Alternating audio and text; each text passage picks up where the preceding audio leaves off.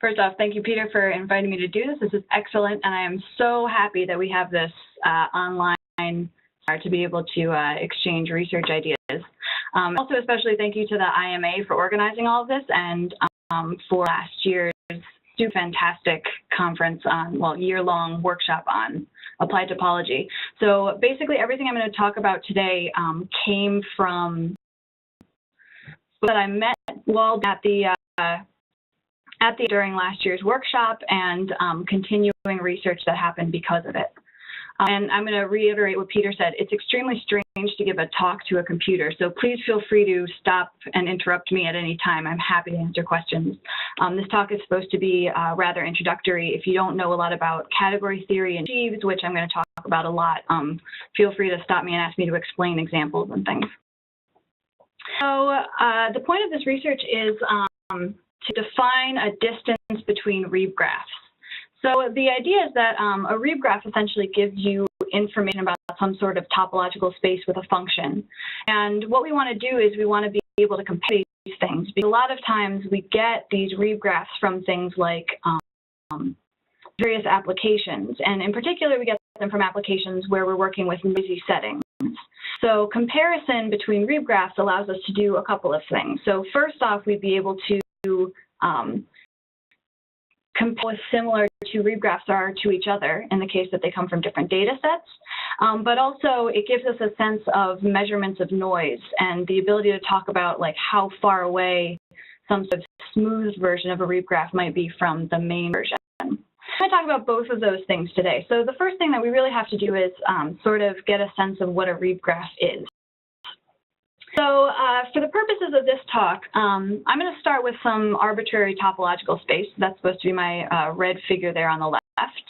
And all of my functions come equipped with a real valued function. So in the case of my example here, height is actually my function. So this is supposed to be my real line, and this is a particular value of the real line.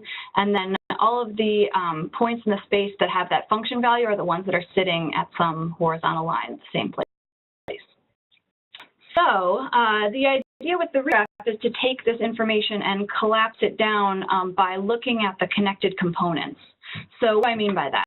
If I pick a particular function value, say this one right here, I can look at the inverse image of that function value, which is some collection of points down here, and ask what are the connected components of that level set.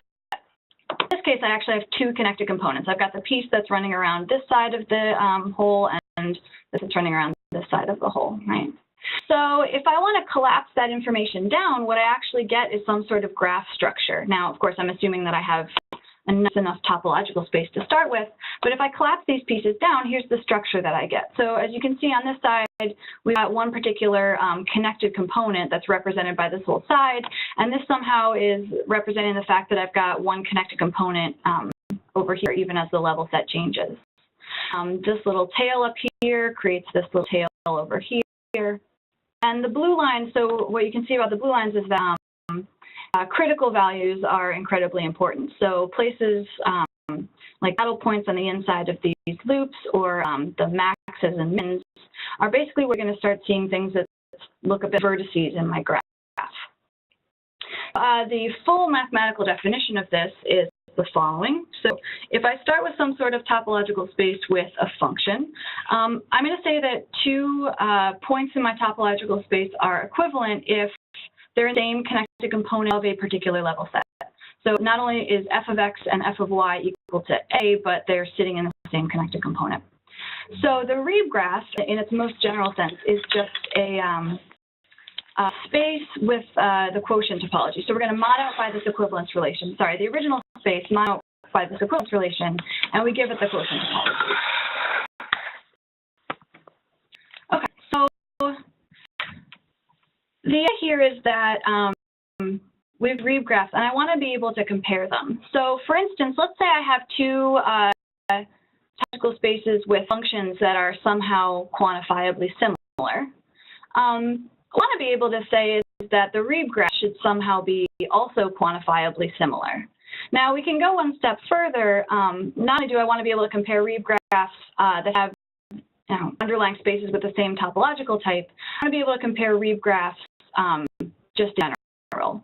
In this case, I've clearly gotten rid of the hole in the middle, but somehow they should still be somewhat similar because somehow the hole was tiny in relationship to the function. The idea for the next chunk of the talk. Basically what we want to do is first sort of metric that we can use to compare Reeb graphs. And secondly, find a way to smooth out the Reeb graph to get rid of these small holes that show up because of noise. So the first thing, the second thing is actually sort of a byproduct of the first. It turns out that the definition we used automatically gave us this way to smooth the Reeb graph, and I'll talk about that in a bit. So just to point out some other work related to this. The first thing is that there's two tricks that have come out recently to compare specifically Reeb graphs. So one is the functional distortion distance. And this one is probably the most general and the most similar to what I'm going to talk about today. It's defined in a completely topological context as opposed to passing to the cosheaves realm. But it also works sort of in the most general sense. The combinatorial edit distance is another one that's been presented recently. That one works only on comparing Reeb graphs of the same topological type, and it is essentially defined by a sequence of combinatorial switches that you have to find. And so just to point out some other stuff, there's a bunch of work it's called topological simplification, where the idea is sort of what I said before. We want to get rid of small loops that come from noise, but what they're doing is generally kind of just filling in a small hole that they find in a rather ad hoc manner and get rid of it that way. So what we're going to do, I'm going to call it topological smoothing, because instead of just modifying the Reeb graph at a particular small loop that I want to get rid of, I'm going to modify the whole Reeb graph, and in doing so, get rid of small loops. So our procedure is going to be more global rather than local. That's our goal. All right. So the basic things I'm going to talk about, so I need to get some definitions so that we can actually explain what these things are. Then we can talk about interleavings and the smoothing algorithm and works. So some definitions. So we've got our Reeb graph. And the first goal is to basically talk about Reeb graphs in the most general setting that we're willing to work with, just as topological spaces, right? An R space is defined to be a topological space with a real valued function. So this is just shorthand for me repeatedly saying a space with a real valued function. And depending on how lazy we're feeling, this is either denoted x comma f or just f if context is clear. Purposes, we're going to need to restrict ourselves to the case that these are generally well behaved. And so what I mean by well behaved is essentially that they look like I get them up into pieces. So a constructible R space is an R space that I can break into the following pieces. So I have a set of critical points. So this was sort of applications of those blue lines from the example earlier. And then I'm going to have a set of vertices and a set of edges. And basically, I've got vertices sitting right on top of every critical value, and I've got edges that sit in between the critical values. And these things are going to have attaching maps. So the idea here is that I'm going to take the edge. So the edge here, EI, this is supposed to be some topological space that I've crossed with an interval. So this interval AI to AI plus 1, and these are the values. And I can attach on the left and the right to the various vertices. So let me give you a picture of what's going on here, because I think this makes more sense. So here's my original space with my real valued function. Okay, so now rather than doing height, I'm doing whatever the horizontal. So here, when I'm breaking this up into pieces, so at each of these blue locations, these are my set of critical values. So sitting on top of the critical values, I have sort of what we're going to think of now as vertex sets. So of course, these aren't really vertices yet because I've got a space that's not graph-like yet. So sitting on top of, for example, this vertex, or this critical value right here, the inverse image kind of looks like, I guess, two circles that are attached to each other and then one circle on top. So that's here, 2 circles sitting on top of each other and then 1 circle up on top. So in between, we get these pieces that I can glue to those guys. So let's see. So this edge portion right here, I believe he's sitting here. So in between these 2 vertices, 2 critical values, sorry, I have 2 tubes. And the attaching maps are going to attach the tubes to the various pieces on each side in sort of the way that would make it look like this picture up here. So on the left here, this circle is going to get attached to this circle. This circle is going to get attached to this guy. And over here, I'm going to attach, let's see, how's this work? So this circle is going to get attached to the top piece, and this one is going to get wrapped all the way around the bottom, the circles. So this is how we're going to get sort of nice enough R spaces that get us nice Reeb graphs, in the sense that the Reeb graphs will actually be graphs. So here's the Reeb graph of that same space, right? So in this case, I can break up this information in the same manner. So in here I've got edges, right, which kind of look like a point across an interval. This is a set of 2 points across an interval. And then I have attaching maps in the same idea, right? So at this, let's see, so this same location right here, I've got these 2 edges. And the left endpoints are both going to attach to the only vertex that's sitting here, and the right endpoints are going to attach to each of these guys individually. This one goes here, and this one goes here. The idea is that I can basically break up all my information into these nice disjoint pieces and then glue them together via these attaching maps. The reason that this is really nice is that if I want to think about the Reeb graph of a space,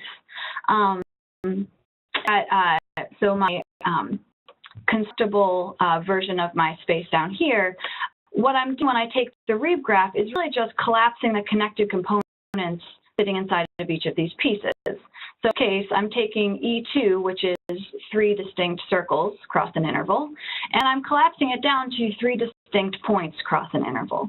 So it's incredibly simple to take this information and put it to the sort of Reeb graph context just by taking connected components of each of these chunks. Okay. So think about Reeb to think about them as the properties that they have. So we have an R graph is a constructible R space. So it's a subgroup of the R spaces where all of the VIs and the EIs are 0-dimensional, right? So rather than having circles cross intervals, I'm going to get points cross intervals. Right? So I've created a whole bunch of these objects that I want to work with. So now I can start talking about maps between them. So we're going to say a morphism between 2 R spaces is some sort of continuous map between the 2 of them. But the extra structure we're going to impose is that I want to force maps to send X to points in Y that have the same function value. If just looking at the set of maps that go from X to Y, this is somehow not taking into account that I think these functions are important. The idea here is any point in X has to go to a point in Y with the same function value under their respective functions.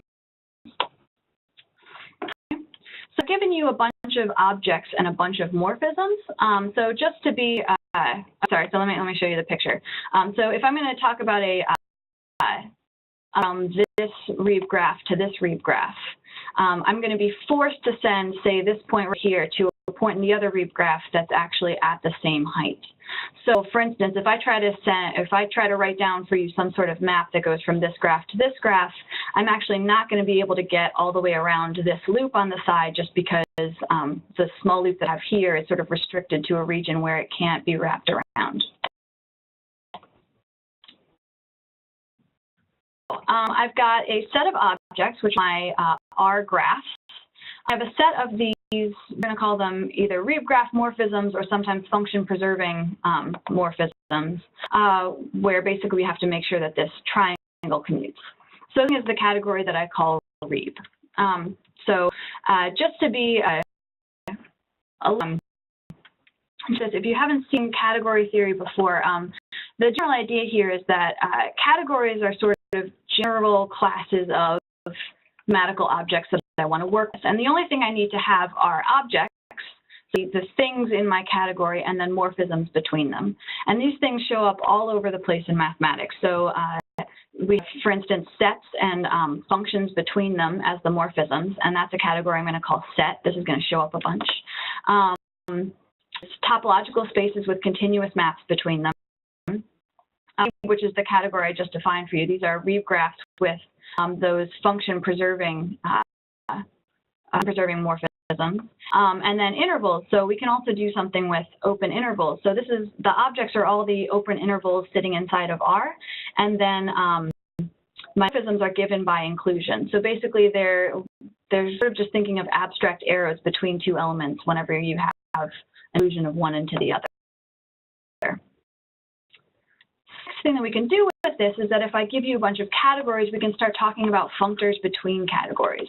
So the way we're going to write this is essentially, there usually be capital letters, at least in this talk, where I can send an element of one of my categories to an element of the other of my categories.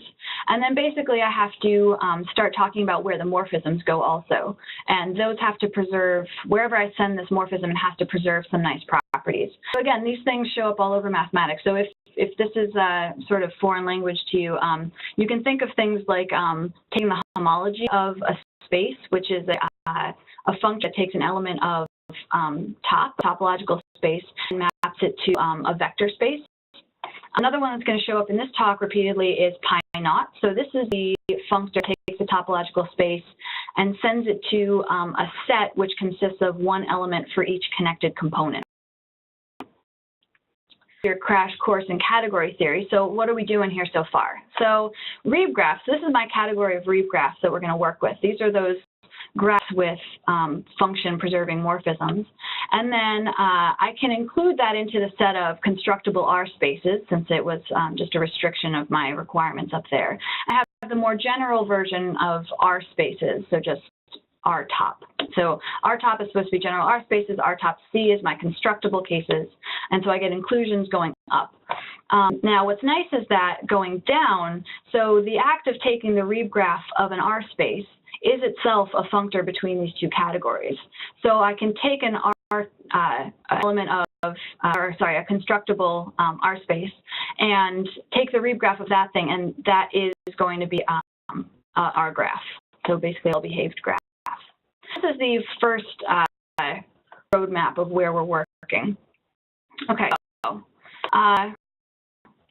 the idea is, now I've kind of been specific about what I want in terms of my my Reeb graphs, which are just graphs with functions. Now I can start thinking about trying to find a way to compare these objects. The way that we're going to do that is actually to redefine our Reeb graph as a cosheaf. Well, maybe not redefine, but find another class of objects which have the same properties that I can sort of work with equivalently to this topological construction. So pre-cosheaf is really just a functor. So if you ever see, I mean, there's no difference other than confusing replacement terminology. So in our case, we're going to be looking at pre-cosheafs as functors from int to set. So these objects over here, these are intervals. And this means is that for each interval on the real line, I'm going to spit out a set of elements. So if I want to talk about cosheaves, cosheaves are a special type of functors, essentially. Now, if this language over here doesn't make any sense to you, you can just think about functors, because really for the majority of this talk, that's all I'm really going to be utilizing. But the general idea here is that a functor, my pre-cosheaf is a sheaf, or sorry, my pre-cosheaf is a cosheaf if essentially I can get all of the information about the sets sitting over top of an interval using the unions and the intersections of these intervals. Okay. Why are we thinking about cosheaves as something that's similar to Reeb graphs? So the idea here is that if I do some sort of Reeb graph, this is supposed to be some cut-off chunk of the middle of one of my Reeb graphs. I've got a function that goes to R. So if storing the information in my Reeb graph, what I can do is, first off, to look at inverse images of intervals. So here it's supposed to be the same space. I've got different intervals sitting over top of the line. And the inverse image of each of these intervals in this space over here is some topological space. It's some subset of this whole thing. So in my case, this red line is going to be the entirety of this black portion that I've shown you on the left. And so the inverse image of the red portion is all of this picture. Whereas if I'm looking at, say, the yellow or the green part, right, there's some subset of these things where I'm seeing different portions of it. And then the blue section in the middle is supposed to be the intersection of the yellow and the green. Right. So what this has done is this has taken all of my data that I started with in the R space, with my Reeb graph, and turned it into some sort of functor that goes from int to top. I'm storing a lot of this stuff. Now, if we want to collapse this information even further, because I don't really need to keep all of the topological space to be able to talk to you about connected components, what I can do is I can look at the set, which consists an element for every connected component in the left portion. So in this case, the green portion here is the inverse image of this interval over here, and I get an element for every connected component in the set. And then the fact that these morphisms have to behaved is basically I need to have attaching maps. So if I look at the connected components sitting over top of this blue region, I've got two connected components which are represented here. And then I sort of know what pieces they had something to do with in the larger interval. So because the blue portion is contained in the green portion, I know that this connected component, has something to do with this connected component, this connected component has something to do with this piece down here. And so we get sort of associations between these two things. Intuition for why we think that messing around with Reeb graphs and messing around with cosheaves should be somehow equivalent. And here's another picture that should give you sort of a similar idea of this. So if I take a bunch of my intervals, so this is supposed to be the Reeb graph that I'm looking at, and I've got the real line and all of its critical values, I can look at a particular or a particular collection of intervals, which in this case are specially chosen to prove a point. But the idea is that these things cover the real line in such a way that they are out of the way of the critical values. And if I store the sets that would be sitting over top of each of these intervals, which is supposed to be in the blue portions, and then look at the intersections, which are I can sort of glue the information over top of these intersections together, the graph that you get when you're sort of looking at these morphisms that go between them has something really closely related to the Reeb graph that I started with. All right. So because we had to restrict our class of graphs to be well-behaved, we're also going to restrict our class of cosheaves to be well-behaved. So this is my definition of a constructible cosheave is it needs to be compactly supported. So I'm going to essentially require that my function values are only living inside of some sort of interval. And intervals whose intersection with my set values doesn't change, then I need to have the sets sitting on top of those intervals to be I have to have them isomorphic to each other. So, for example, if this is my subset of intervals, so these 4 different intervals, all of these intervals have the same intersection with S, and therefore they're all isomorphic in terms of the cosheave information. So that's my restricted class of cosheaves. So like before, what we need is if I have object cosheaves, I need ways of comparing them. So natural transformations are construction in terms of functors, not necessarily cosheaves, but I'm going to sort of write them in our restricted setting here. And the idea is that if I'm going to come up with a map between cosheaves, I need to have a map between the set sitting over top of each interval from one cosheave to the other in such a way that it plays nicely with these induced maps coming from the functor. So again, if this is not something that looks comfortable, it's essentially a natural transformation is just a way of getting a map from one cosheave to another. So now we have this category of constructible cosheaves, and we have natural transformations between them.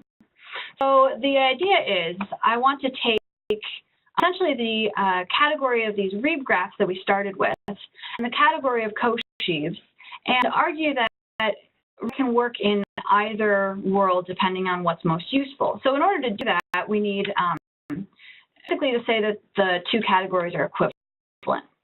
So the intuition that you could be building from the picture I've been showing is that essentially if I give you some sort of Reeb graph, so this is my Reeb graph SF, I can construct a cosheaves essentially by writing the following functor. So I take an interval, I map it to the topological space that's essentially just the inverse image of that interval, and then I map that topological space to set by looking at its connected components via pi naught. Get this map from map functor from the category of Reeb graphs to the category of constructible cosheaves. And so the theorem that we wrote down explicitly in our paper, but was also known by many other people that work in theory and category theory and other related fields, is this functor gives us an equivalence of categories. And what this means is that now I can work in Reeb graphs or I can work in cosheaves, and the information contained in both of them is equivalent. So here's our roadmap so far. So the point I was just talking about is this bottom piece. Right? I've got Reeb graphs. I have a functor. For a second. Yeah. Can you back and show us that definition again? What's the functor? Sorry, the functor is F. It's the composition of these two. The C functor. So just to let me get everything straight. So Reeb graphs is the category of our bases. So well, our graphs essentially. So they have to be one-dimensional under spaces. Oh, okay, that's what I would miss. So yeah. So X. So we can do this whole process on a more general category, which is where I'm about to go. Right. You mentioned that category at the beginning. Mm-hmm. That's not Reeb. So Reeb is a subcategory of constructible R spaces, which is a subcategory of constructible, or sorry, which is a subcategory of R spaces. So that's sure, right? So I've got R spaces. Right? If I restrict myself by saying that I have to have the constructibility condition, then I get constructible R spaces. And if I restrict myself that basically that information stored in there is zero dimensional. Right? Zero dimensions cross an interval. I've got sets cross intervals and sets cross points. That's my category of Reeb. So down here, you should think of these things as just graphs with functions. Oops. So I mean that they're topological spaces, the E's and the V's? Yes. So let's see, where was that? I apologize, flipping through this really fast. This, right? So yeah, in this case, if I'm going to have a graph, that's supposed to be the same information except that these spaces that I'm crossing with intervals and the vert spaces should be points, discrete spaces. Are they finite sets? Yes. I don't remember that. I believe, yes, they do have to be finite sets. Okay. So that's what was confusing me. So can we go back to the functor then? Wait. This one?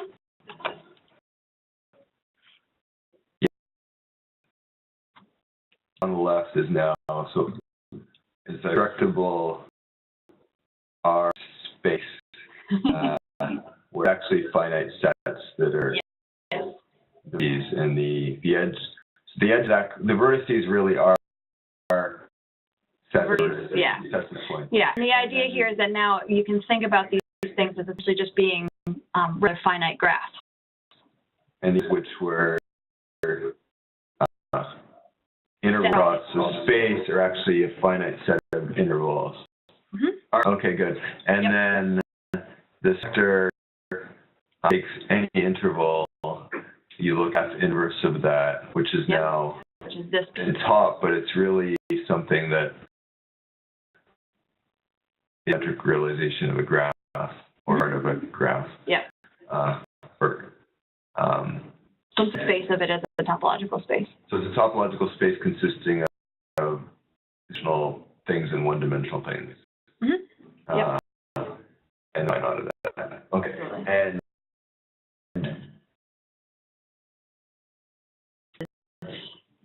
scripty of this object. Right. And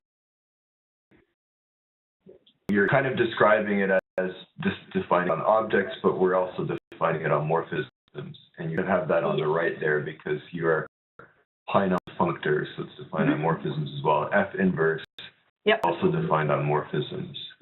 Exactly. By inclusion on both sides. Yep. Good. Thanks a lot. Yep, you're welcome. Okay, so the general idea is that this map right here, so the map that takes a Reeb graph to this particular cosheaf, which happens to be constructible, that I have to show, this thing gives me an equivalence of categories. So now I can work in either side depending on what mood I'm in. All right, so general roadmap of what's going on. So this bottom portion is the most restricted case we've been working with. So these are these Reeb graphs on the left, and I've got constructible cosheaves on the right, and I have an equivalence of categories here. So to point out something, we actually go backwards also, right? So an equivalence of categories you can sort of think of as some sort of isomorphism on categories. And so I can actually work backwards. So this down here comes from the display, or sorry, the display locale coming from func, if you want to actually build the space. But in my opinion, it's less intuitive where that comes from. So just know that we can actually go backwards and forwards, either whichever way we need to work. So the other thing to point out is that this script C functor, which turns the Reeb graph into a constructible cosheaf, is a process that we can do on general R spaces, on constructible R spaces, and then on just any R space that we want to. The only thing is that we can't promise the constructibility, for example. If I'm working with some arbitrary R space, I have to work with general cosheaves instead. So, and again, there's inclusions going this way. I've got pre-cosheaves, this is just my functors. I've got cosheaves, which is some restricted category of those, and then I've got constructible cosheaves. Did you have a computer? Sorry, I must have. No, that's fine. It's better when there's questions. Are there what is that functor? So that is supposed to be, now I forget if I've said this or not, this is supposed to be the action of taking a Reeb graph. So if I give you a constructible R space and I take the Reeb graph of that thing, I'm going to lend with of Reeb. Right. So basically what we're doing here is working with a restricted enough class of these topological spaces so that taking the Reeb graph of it gives me a graph. Okay, it's pi naught in some sense. Yeah. So you can think about this R as taking each of those VIs and EIs and doing pi naught of those pieces, or just sort of do the equivalence, right? So two elements of my logical space are equivalent if they're sitting in the same connected component of the same level set. All right. So where were we? So now that we've actually got these things that we can work with, we can start talking about interleavings. So the idea here came from interleavings. So the leaving sense came from Chazal and collaborators. We're trying to compare persistence modules and introduce this interleaving idea, which you should sort of think about as sort of bottleneck distance types of things. And so the generalization Peter and Jonathan Scott did was to take that information and store the persistence modules as functors and use this idea of an epsilon interleaving to compare these functors. So what we're going to do here is to basically steal the idea down here, this epsilon interleaving between these functors, but now our functors are different. So we're going to work with a different class of functors, but use sort of the same idea of this interleaving. All right, so the general idea is if I want to compare two Reeb graphs, somehow intuitively these two things should be sort of the same, but to say that they're really the same, I have to allow myself some wiggle room. So normally saying that two topological spaces are the same are if I can come up with an isomorphism where I can go across and back and get to the same place, which I can't do in my restricted setting where functions have to preserve function values. So morphisms have to preserve function values. So instead what I can do is essentially give myself some wiggle room by saying, all right, well, I can't quite get this loop all the way around this big loop here, but if I can kind of map these functions to some distorted, if I can map these points to some slightly modified place, then I'm going to be okay. And I don't have to move too far in order to do that. So that's the general intuition behind what we're going to do. Let's see. All right, so almost isomorphisms. So just for notation's sake, if I AB, then epsilon is going to be the interval thickened by epsilon. So this is the one that goes, instead of from AB, from epsilon below A to epsilon above B. So if I want to argue that two of my cosheaves are the same, so these you can think of as the cosheaves coming from the original Reeb graphs. I'm going to argue that these two things are the same. What I need are essentially isomorphisms between each of the sets for every interval. So this is my natural transformation between these two pieces. So the idea is that if I want to say that I can construct sort of an almost isomorphism, what I can do is to say, all right, I can't get an isomorphism between each of the sets, but I can sort of get an isomorphism between the sets as long as I give myself a thickened interval to work with. So rather than being forced to map the set sitting on top of I to this other set sitting on top of I map from the set sitting on top of I to the set sitting on top of the thickened I epsilon. And essentially what I have to do is to make sure that they commute as much as possible, right? So over here, saying that these two things are isomorphisms mean that I can go across and come back and get to the same place. Over here, what I'm looking for is I can go across and come back and essentially get to, well, the place that I would have gotten to under these maps from these functors. The definition of the cosheaf interleaving is essentially just trying to write down exactly the picture I just showed you. So it's a collection of maps. One goes from f of I to g of I epsilon, and the other one that goes from g of I to f of I epsilon, so that they commute as much as possible. So really just I have to go across to g I epsilon and back to I 2 epsilon, f of I 2 epsilon, and essentially I've done the same thing as if I just stayed inside of the f functors maps, and same for the opposite direction. So if we want to define a distance using this information, then we're going to say that f and g are epsilon interleaved if I have a pair of these maps. And then my distance is going to be the infimum over all such epsilon where I can do this. It gives us a distance. Now, this gives us, the previous slide gave us a distance between cosheaves, but what we really wanted was a distance between their topological spaces. And so what we're going to do, at least as a starting definition, is to say between two Reeb graphs, so these two pieces of information, is to go to the cosheaf definition. So take my two Reeb graphs and then look at their cosheaf. So script C, this is the element of the cosheaves that I got under that transformation. And then if I can find an interleaving between these two things, then I say that the original Reeb graphs are epsilon interleaved. And so now our interleaving distance is really just moving cosheaf realm, seeing if those two things are epsilon interleaved, and then looking at the infimum over all of those possible epsilons.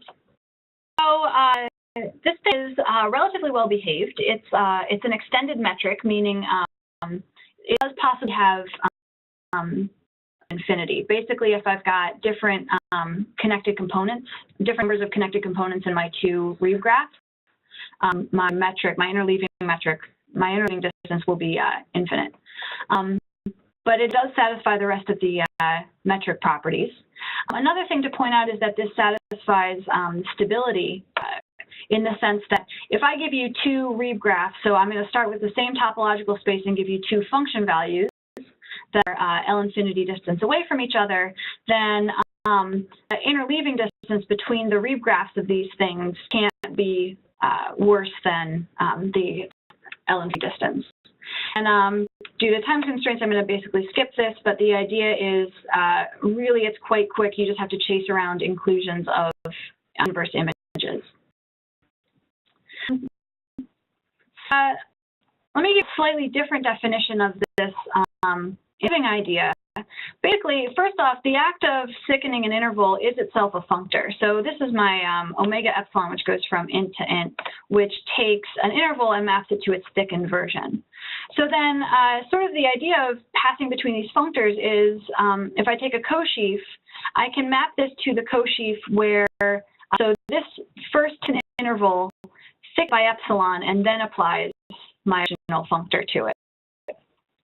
So if I want to start looking for interleavings, essentially what I'm looking for are natural transformations between these spaces, F and S epsilon of G.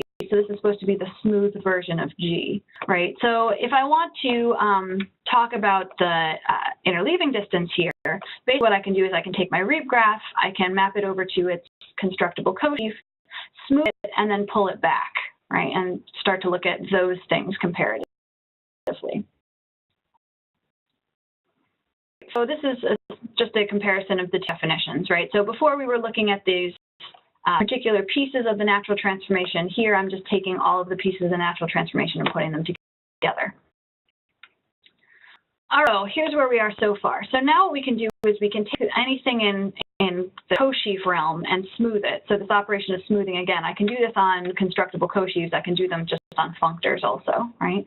And in order to start talking about distance, I have to take my two Reeb graphs, move over to this cosheaf realm, do smoothing operations, comparisons, try to find natural transformations, and then pull that information back over to Reeb, which is somehow a little disconcerting if we want to do any sort of computation. So the first order of business is to try to find a way to get not doing that. So rather than moving across to my constructible cosheaf, smoothing, and then trying to pull back, is there a way for me to just a functor from Reeb onto itself that does essentially the same thing as this smoothing idea? The answer is yes. So what we can do, if I start with some sort of Reeb graph, the thickening procedure is that I can take my topological space and cross it with a small interval. So this is from epsilon to epsilon, and define a function on this space which takes x comma t to the function value from the original function f, plus essentially the wiggle room I'm giving myself. Right? So this thickening functor, it turns out, does exactly what we wanted it to do in the sense that if I want to take a particular Reeb graph, look at its cosheaf, smooth it, and then come back into the topological space, this is the same thing as taking a Reeb graph, pretending this is an inclusion, pretending that it's just a general constructible space, thickening it there, and then taking the Reeb graph of that. And information is, you're going to get the same, right? The Reeb graph that you get and the outcome is the same. But somehow on the left, what I've done is I've stayed inside of the topological realm and not had to build all of this cosheaf information to do it. And the when we really want to do this is to say, my interleavings entirely with topological spaces instead of with cosheaves. So these triangles should basically look like the parallels of the triangles we saw with the cosheaf case, but instead of the smoothing of each of the cosheaves, what we're doing is we're doing the thickening and Reeb graph process on the actual topological space. The way with doing epsilon interleavings just via this topological realm. Here's the roadmap. I think this is the last time we're going to have to change anything here. So rather than starting with a graph, constructing its cosheaf, smoothing it, and coming back, I can start with a Reeb graph and do this U epsilon process. This is the same thing as a general constructible topological, or sorry, general R space, constructible R space, thinning it, and then taking the Reeb graph of that. So some pictures so that you can get a little intuition of how this smoothing procedure works in the topological area. So here's my extremely boring Reeb graph, which is just a line. Now the first thing we can do is build this topological space, which is my Reeb graph cross my interval. And now I want to draw this in such a way that it's using the same function value, the same height function idea, right? So here my function is given by height. If I cross it with an interval and draw it in this sort of parallelogram pattern, the height function is still I'm denoting with this f epsilon, right? So for instance, the point right here, which is the point A, comma, epsilon, should go to the function value of A plus epsilon, right? So the way to interpret these things is essentially epsilon is going to be the height of half of this parallelogram. if I want to do a smoothing process on it, I'm going to take the Reeb graph of this new space that I've constructed, and then that's the smooth Reeb graph that gets spit out.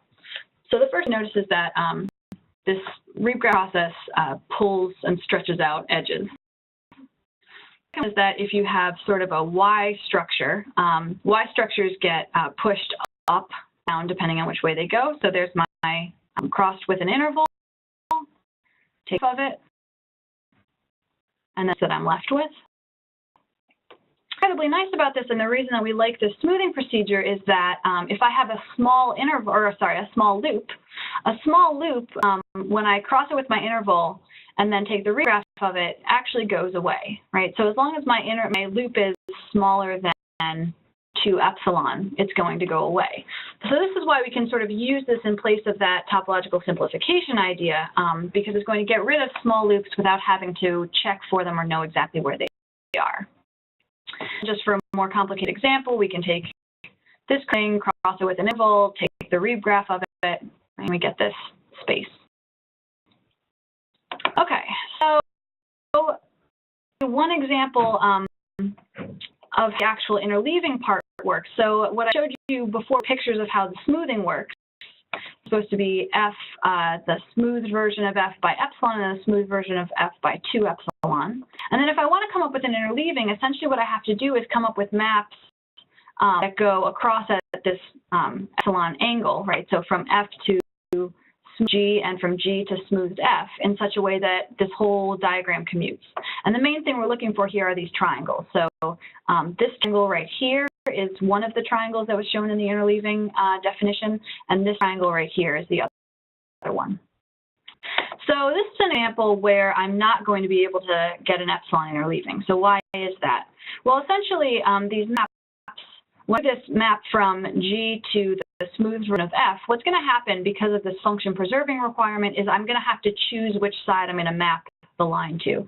So this line is going to get mapped either around the left side or around the right side. So those are my two options. And the map that's coming back, I only have one option in the case of this example. The whole space needs to get collapsed down into just a line sitting on top of this point. So what that means is that it doesn't matter which side of this thing I choose, right? Any point that's sitting in here is going to go to the same point in here as just taking this line and including it in this line and including it in this line. On the other hand, if I look at the other triangle, this becomes an issue. So in this case, the line or the arrows across the top are going to map the left side and the right side of the loop to the left and right sides, respectively. The problem is that now if I take this space and map it down to the line, I collapse everything. So both the left and right side of the loop have to go to the same place. But then when I come back here, I make a choice of where this line goes, whether it goes on the left side or the right side of the circle. And so therefore, if I go down and up this way, both the left and the right side end up on, let's say, the right side of the loop up here. Whereas if I follow across the top, the left and the right side don't end up in the same place. The left side still stays here. Right. This is a case where we don't have an epsilon interleaving. But if I increase epsilon by a little bit, basically if I make it large enough that it's going to collapse down by the time I get here, right? What's going to happen is that I had before, I had two places where points end up in the same level set here, goes away. They're all going to end up in the same place. So even if I walk, everything gets collapsed down to a point here and then up, community of this diagram. Let me just briefly talk about the smoothing algorithm. So the general idea is that if I want to construct, as a first step to trying to figure out what the epsilon interleaving distance is, I need to be able to smooth these graphs. And that's something that we can definitely do computationally. So if I start with some Reeb graph information, the point of the algorithm is to spit out the smooth version of the Reeb graph given some epsilon. So one first method of doing this would be to use the sort of standard out-of-the-box algorithms that come from Reeb graph theory, or from algorithms for constructing Reeb graphs. But we can actually get away with it because of this nice little fact that the inverse image of an interval in the thickened Reeb graph is homotopy equivalent to the inverse image of,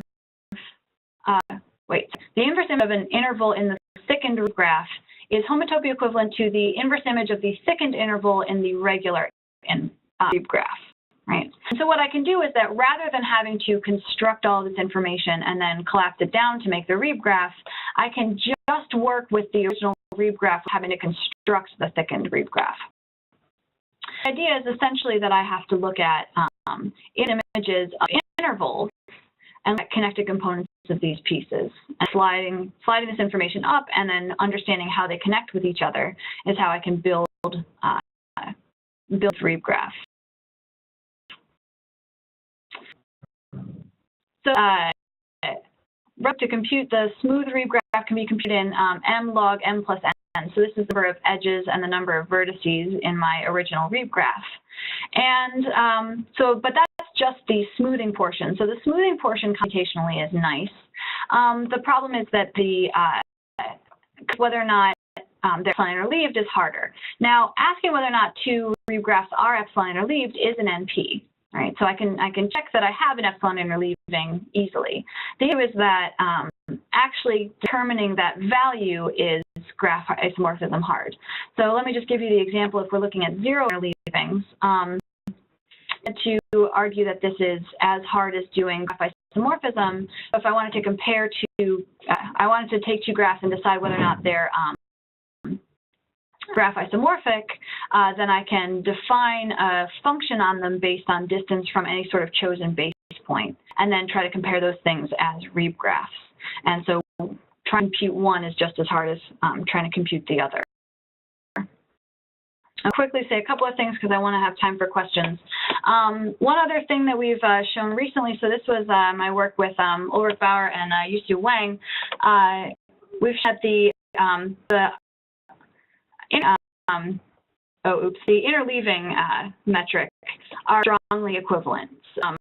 Well, the interleaving metric and the functional distortion distance are strongly equivalent. So the functional distortion distance is that other Reeb graph metric that was defined on these general topological spaces.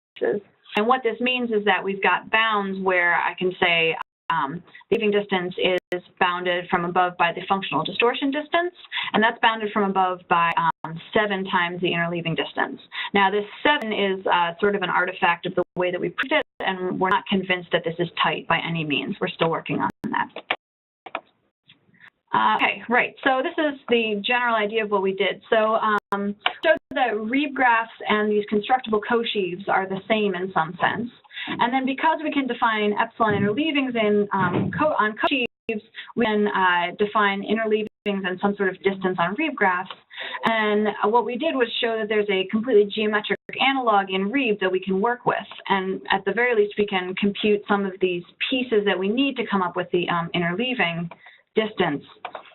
So we're still working on how to exactly compute the interleaving distance approximations, whether or not this works in restricted settings or some sort of generalization to other places where we can work with this. So thank you very much to my collaborators. The paper, most of the stuff that I was talking about today was this categorification paper, which is currently available up on the archive. And the strong equivalence result just accepted to Sausage, but it is also available in preprint form on the archives. So thank you very much.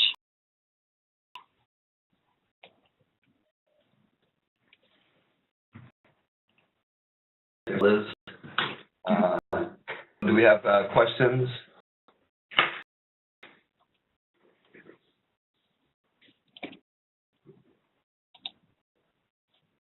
What cases are those two metric different? So you had the lower bound was 1. So you had theorem that there was a strong equivalence between your Reeb interleaving distance and the functional distortion distance. And I don't think we do. Not to say that they're different. So we've got cases where they seem to be the same, but I have not been able to come up with something where you get something completely different. Now, my memory might be betraying me at the moment. But this is essentially the 7 comes from the fact that we're trying to move around inside of these different spaces. They're the maps that are to define the functional distortion distance don't have the function preserving requirement that our functions do. And so moving around between these two spaces means coming up with these functions where we don't have quite as much control as we would like over them.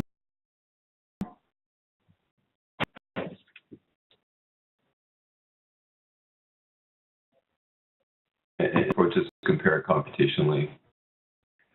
Oh, I mean, everybody's got issues, right? So the main issue here is that you come up with these maps in order to come up with either of our metrics. So it's not obvious at the moment how to get away with, or not you can get away with computing anything exactly. So for the time being, we're basically focusing our efforts on trying to come up with some sort of approximation method where either you're working in a restricted enough setting that the maps are at least easier to deal with, or working with small enough graphs that you can just kind of hammer. If you hit it hard enough, then it'll work. Or working in the case, so if we can come up with some sort of other metric, some other comparison where you can get the bounds that are close enough to your correct views that you can get away with this, right? Sort of approximate method.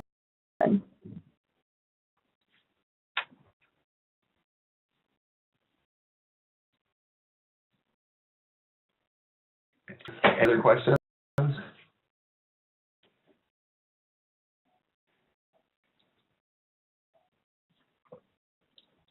Why is it?